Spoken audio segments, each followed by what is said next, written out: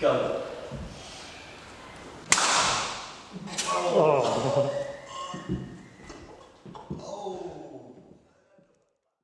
Hi guys, I'm Kev from sonsofcane.com. This week we've got Cane v Bone. It's a little video that we've seen online that didn't turn out too well, and we think we know why. As usual, my friend Chris. Hello mate, how you doing? Hello. So all we'll be doing is seeing if we can actually break bones with our walking stick.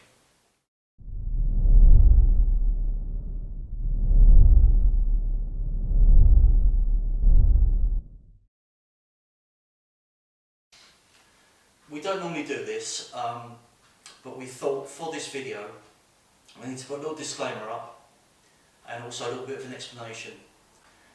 When Chris and I go out teaching around the country, we always get the same thing said every single time. Oh, but I'll just catch your cane and I will do this and then I'll do that. The reason people say this is that when we are sparring with human beings, we go slow. It's roughly about 10% speed and about 5% power. And this gives people a false sort of belief that they can just catch the cane, do their counter and get away with everything. So the video we're showing right now is a seminar at Blackpool this year, and Chris was just explaining how the canes that you can buy on the high street won't give you the same power, and quite unintentionally you can see the cane breaks. This is a normal standard walking cane that you'll get from a charity shop or a mobility shop. They're good for walking with, they're great for their own purpose, but using for the techniques that we use, we prefer to go to Canemasters.com and we buy their canes. For example, the last cane we bought from a charity shop was about a tenner. Yeah, about tenner. And this one cost me £180. That's the price difference. In this video you're going to see we're going to use a dojo cane, which Chris is holding now, and the diameter is different, it's smaller, it's lighter, it hasn't got the tensile strength as this cane, but for the video we're going to be using that cane. It's a lighter cane, it's still a strong cane, because we weren't quite sure what would happen. But what we saw was somebody saying they used an ordinary cane to hit a piece of bone and it broke. And the cane broke. The cane broke, not the bone. So we kind of thought, well, we've had this idea, shall we do it? So we're doing it. Please bear in mind, what we're using was going to be thrown away. It wasn't something that we sort of went out and got a pig or anything. It was literally chuck out stuff. It was going to be destroyed anyway, and we thought we'd use it. It proves a point. And if you imagine if we did go full speed, full power, you could see what would happen on a bigger scale. There is no intention here to cause offence to anybody whatsoever. And that's the thing we want to really bring across. With two minds whether to put this up, we thought it's got to be done because you need to know what will happen if you do a fairly solid strike on a bone. And the results will speak for themselves. We actually wrote a song afterwards called There's Pork Fat in My Trainer. Poor Dan had it down the back of his neck, but you'll see what I mean when we actually do the striking drill. So please be aware, there's no offence to be intended in this whatsoever. It is important that we show this, but if it does offend you, we have warned you, but we really do think this is important, and I will keep saying that. It's something that needs to be seen. Ready? Yep. Yep. Yep. Are you ready? Yep.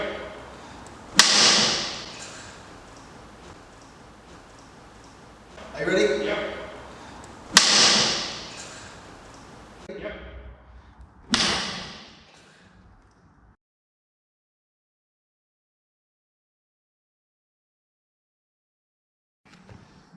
There.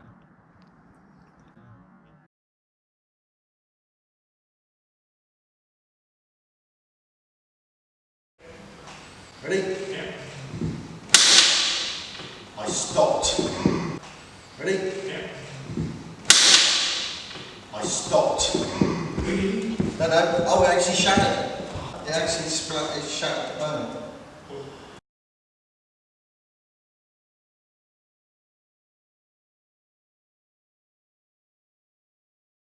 That's a little bit stronger than the finger bone. And as you can see, That wasn't even a big hit. grab my cane.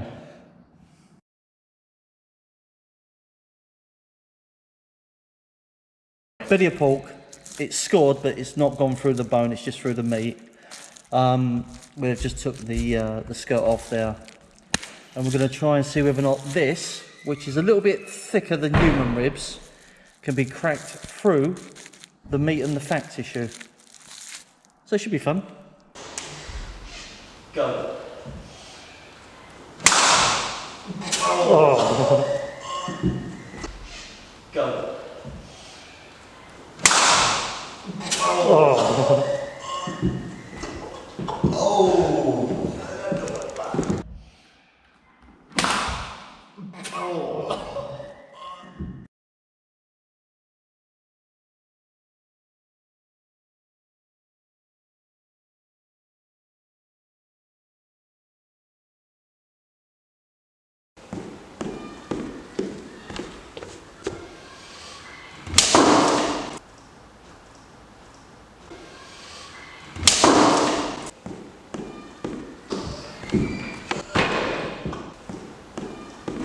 You happy?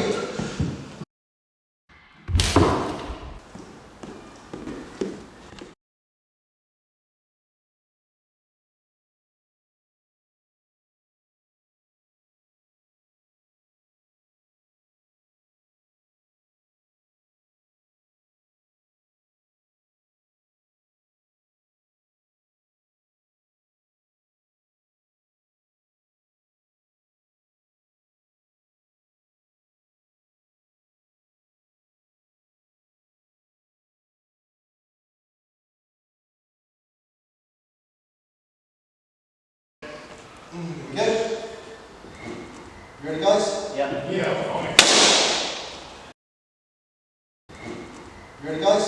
Yeah. Yeah. Yeah. Yeah.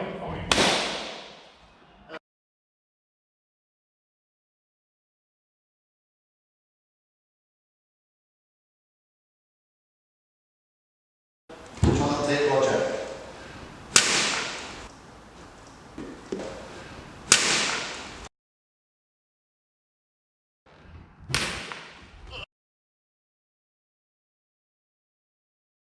All the meat thrubbed out, it's torn it. All of these you can see.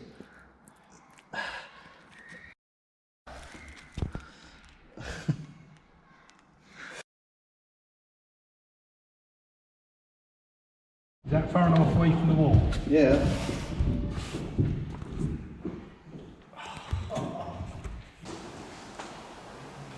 I'm really dubious about this. Ready? Yeah.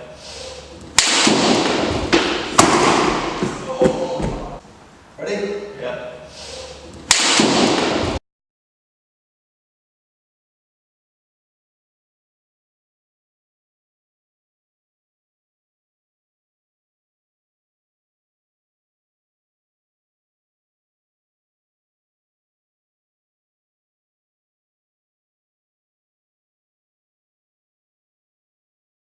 Focusing very well.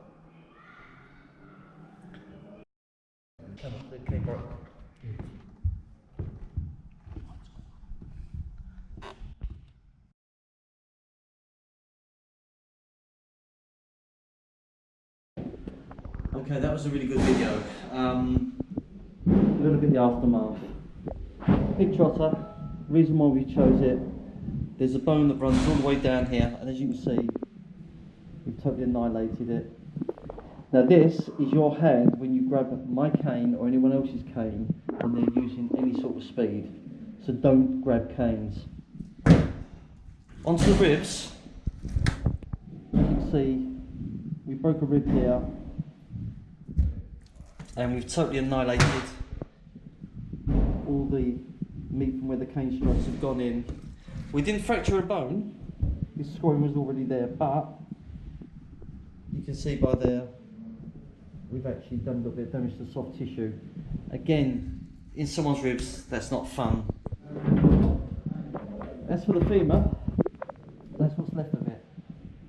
There was a lovely break in an adult male that's roughly about your humerus, the upper arm in your body, in your arm. Same roughly as a teenager, young female, or an older female with osteoarthritis. So again, these canes do a lot of damage. So when you're hitting people, be careful. They may be attacking you, they may be wanting to cause you harm, but this is some of the damage you can do to them. So just keep that in mind. Right guys, thanks for watching, and we hope that we've not offended anyone.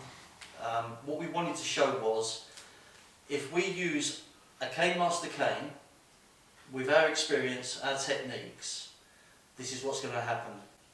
Now the first bone we used was a pig trotter, and in the pig trotter there is a bone that's a little bit thicker than a human finger.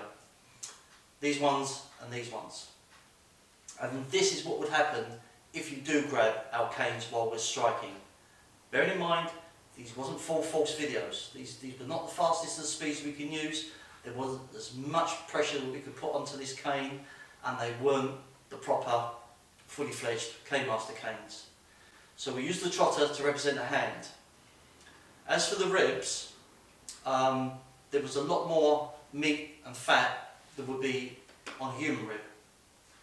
So although we didn't break the bone, we destroyed the meat, and that would have caused a lot of problems.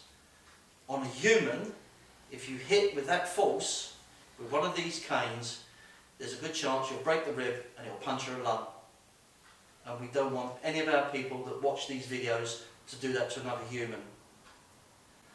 As for the thigh bone, we totally disintegrated it.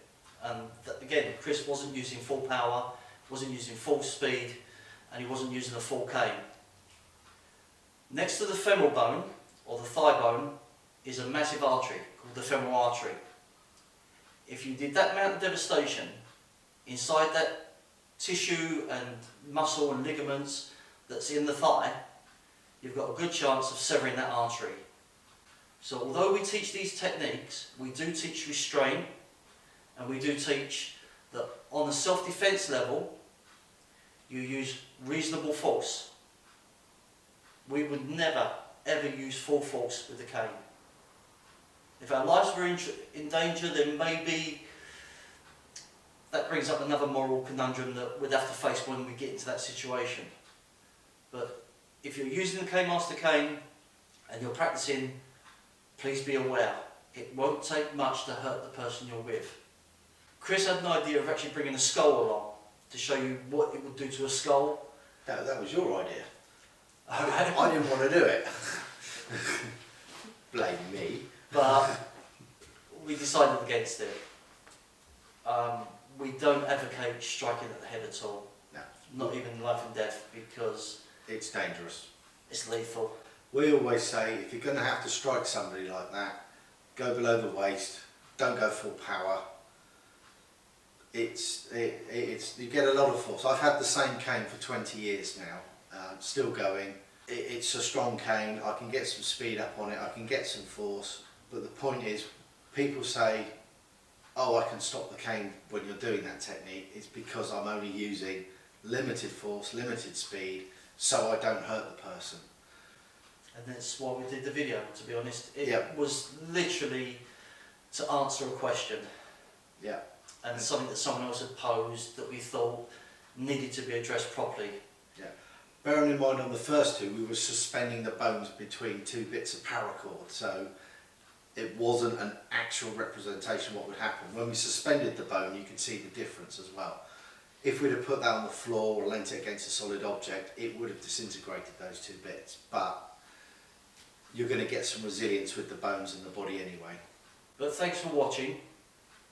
We hope we've not offended anyone. We'd like to hear what you think about this video, whether you think it was well done or whether or not you disagree with us. We want to know, guys. If you could just let us know what you think, whether or not this was valuable to you. would be much obliged. Don't forget, if you haven't done already, please subscribe. Don't forget, ring that bell. I'm not using 4 furls this time, but 3 to fair.